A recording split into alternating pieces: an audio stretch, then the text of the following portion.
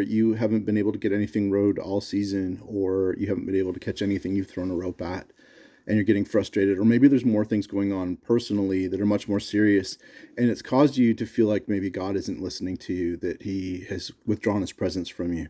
I'm Scott Hilgendorf with Cowboys of the Cross, and this is the Short Go.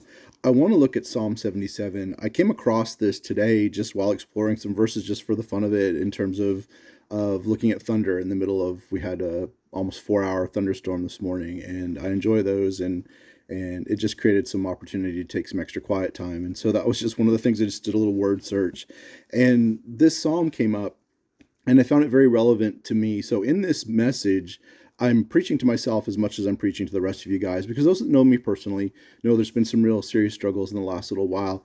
And I've been to the point where I'm more than willing and more than trusting God to hear me if I'm praying for somebody else, but I wonder if he's listening to me sometimes. And I know that that can't be true, but I've had that feeling. And this psalm addresses this. Asaph is the writer of this. He is a prophet under King David. And we won't read through the entire psalm. I'd encourage you to do it, though. But I'm going to look at just verse 8, 9, and 10.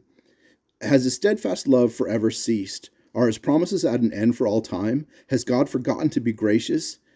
Has he in anger shut up his compassion?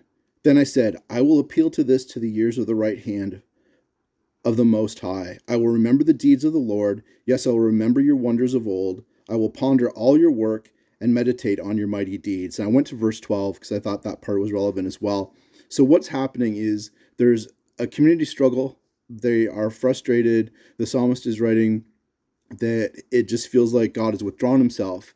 And so he's decided then, in order to deal with this, instead of freaking out, instead of melting down, instead of thinking doom and gloom that God has really left us, he's like, I'm going to think about the things that God has done. I'm going to spend time thinking about this.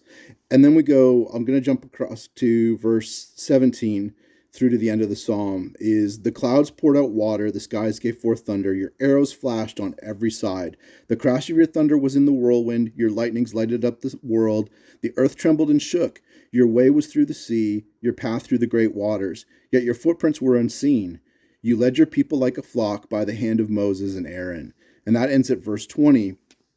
And what he's looking back on is the miracles that God had performed through delivering the Israelites out of Egypt, all that he had done for them all the way on this journey, the parting of the Red Sea, and all of the things that were done for those people to lead them to that promised land.